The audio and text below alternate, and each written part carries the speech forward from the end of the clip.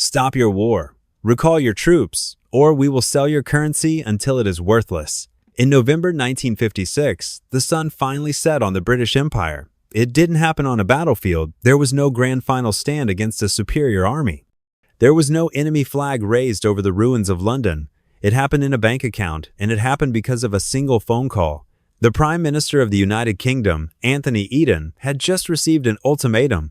It didn't come from the Soviet Union, and it didn't come from a rising Germany. It came from Washington, D.C., from Britain's closest ally. The message from the United States government was brutal in its simplicity. Stop your military operation in Egypt immediately. Withdraw your troops, or we will bankrupt you. The threat was specific and terrifying. The U.S. Treasury was prepared to sell off its massive holdings of British pounds on the open market. They threatened to crash the currency, veto emergency loans from the International Monetary Fund, and watch the British economy burn to the ground. At that moment, Britain had nuclear weapons. They had a global navy that ruled the waves. They had the prestige of ruling a quarter of the Earth's surface for centuries. But in that moment, none of it mattered. They were a debtor nation, living on borrowed time. Within 48 hours, the greatest empire the world had ever seen surrendered, not to bullets, but to the bond market. That event is known as the Suez Crisis. Historians call it the moment Britain officially ceased to be a superpower. It took decades of bad decisions to get there, but the collapse itself took just 11 days. But this story isn't about Britain, it's about us. Because right now, the United States is walking the exact same path. We are making the exact same mistakes. We are suffering from the exact same arrogance. And if the mathematical projections are correct, America is barreling toward its own Suez moment around the year 2026. Mark Twain famously said, "History doesn't repeat itself, but it often rhymes." Look around you. The rhyme isn't just similar, it is identical. And this time, there is no one left to bail us out. To understand how a superpower dies, you have to understand the psychology of the decline. Before 1956, the British believed they were untouchable. They had the Sterling area, a massive economic bloc where countries were forced to trade in pounds. It gave them an infinite credit card. They could print money to fund wars, run trade deficits, and maintain a lifestyle they couldn't afford because the world needed their currency. Does that sound familiar? Today, we call it the Petrodollar. For 50 years, if you wanted to buy oil anywhere in the world, you had to buy US dollars first. This system has allowed America to export our inflation to the rest of the world. It allowed us to borrow $35 trillion and counting. It allowed us to act as the world's police force, maintaining over 750 military bases in 80 countries. But just like the British in the 1950 seconds, we are confusing privilege with power.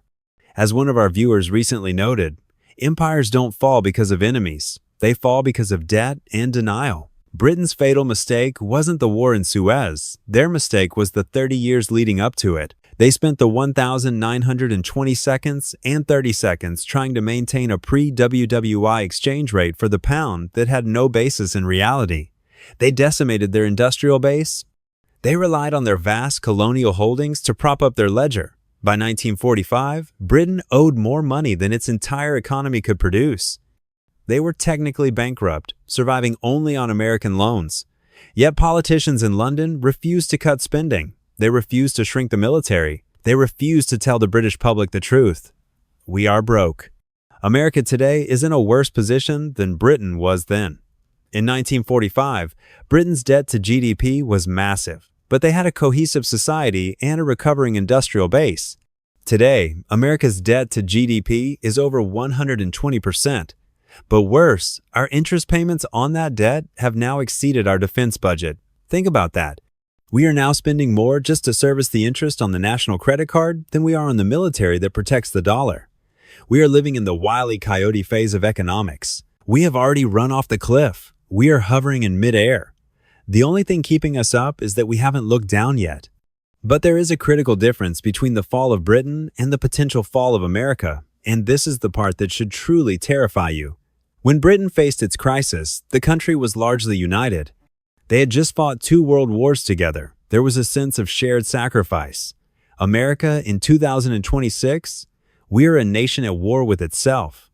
The rot in America isn't just financial, it's societal. We are witnessing a looting of the system. We see corporations privatizing profits while socializing losses. We see a tax code written by the ultra-wealthy, for the ultra-wealthy, leaving the middle class to foot the bill for the collapse. As many of you have pointed out, we keep allowing corporations and the wealthy to run everything, receive tax cuts, and remove regulations, while the debt piles up. This is the internal fracture. A country cannot survive a sovereign debt crisis when half the population believes the other half is the enemy. In Britain, when the pound collapsed, the people gritted their teeth and endured austerity. In America, if the dollar collapses, does anyone believe we will quietly accept austerity? Or will we see the fabric of society tear apart? The internal rot is what accelerates the timeline. It's why the collapse, when it comes, won't be a slow decline like Rome. It will be sudden, violent, and absolute. The political paralysis in Washington means we cannot fix the budget. No politician will vote to cut Social Security, and no politician will vote to raise taxes enough to matter. So, they choose the third option, the printing press.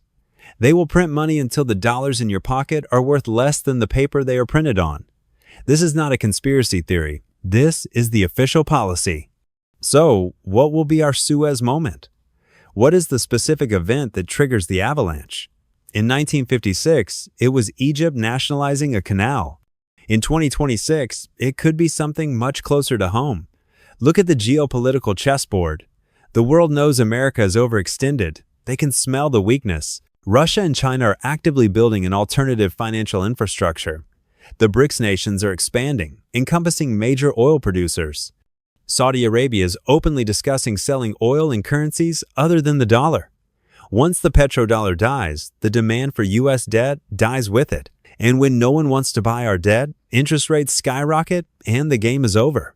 Let's look at a specific scenario that many military analysts are watching closely: Venezuela. Imagine this. It's 2026. The U.S. economy is in a recession. Desperate for a distraction, or perhaps desperate for oil resources as the Middle East turns its back, Washington decides to intervene in Venezuela, a regime change operation. But this time, it's not Iraq in 2003. This time, modern drones, Chinese-backed financial support, and asymmetric warfare turn the intervention into a quagmire. Then, the ultimatum comes, not from a friend, but from the market. China dumps $1 trillion in U.S. treasuries. Japan, trying to save its own crashing yen, stops buying U.S. debt. The bond market freezes. The President of the United States gets a phone call from the Chairman of the Federal Reserve. "Sir, we have no buyers for our debt. Unless you withdraw, unless you cut the budget by 40% immediately, the dollar goes to zero." That is the American Suez, a military humiliation combined with a financial heart attack. History shows that the fall of an empire often begins during its golden era of stock market highs and perceived wealth. We are dancing on the edge of a volcano, celebrating the view, ignoring the lava beneath our feet. What happens the day after the Suez moment? For Britain, it meant 3 decades of national humiliation. It meant the winter of discontent. It meant asking the IMF for a bailout like a third world country. It meant a standard of living that stagnated while the defeated nations of World War II, Germany, and Japan zoomed past them. For America, because we fall from a greater height, the crash will be harder. If the dollar loses its reserve status, the import subsidy we have enjoyed for 80 years vanishes. Overnight, the cost of everything imported, electronics, clothes, car parts, coffee, doubles or triples. Gasoline isn't $4 a gallon, it's $15. Your 401k, heavily invested in a stock market propped up by printed money, loses 60% of its real purchasing power. This is the reality of a currency crisis. It is the transfer of wealth from the middle class to the holders of hard assets.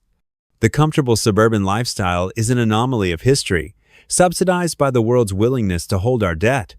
When that willingness ends, the lifestyle ends. We will be left with high inflation, high unemployment, and a government too broke to help. The danger isn't just economic, it's political. When people lose their savings, they look for saviors. They look for strongmen. They look for scapegoats. History teaches us that the death of a currency often leads to the death of democracy. I know, this is heavy, it's frightening, but denial is not a strategy. Blind optimism is not a shield. The British citizens who survived the post-Suez collapse were the ones who didn't trust the government's promises. They were the ones who saw the writing on the wall. So, what can you do? First, get out of the dollar mindset. Understand that money in the bank is melting ice. As one of our subscribers shared recently, telling their children that if a loaf of bread is $2.50 today, plan for it to be $10 tomorrow. Smart money is moving into tangible assets. Gold and silver have survived the collapse of every empire in human history. They are the insurance policy against government stupidity. Second, reduce your dependency. The complex supply chains that bring you food and goods are fragile. If the dollar collapses, those chains break. The ability to produce, to repair, to grow these old world skills will become the new wealth. And third, watch the silent signals. Don't watch what politicians say, watch what central banks do. Central banks around the world are buying gold at a record pace. They are de-risking from the dollar. They are preparing for the exit. You should be too. The phone is ringing. The warning signs are flashing red. In 1956, Britain ignored the warnings until it was too late, and they lost their empire in 11 days. We are currently in the pre-Suez phase. The debt is mounting. The military is overstretched. The internal division is widening. The question is not if the call will come. The question is, will you be ready when it does? This channel exists to document the things the mainstream media won't tell you. And I want to hear from you in the comments. What do you think will be America's Suez trigger? Is it Venezuela? Is it a debt default? Or is it something we haven't even thought of yet? I'll see you in the next one. Stay free.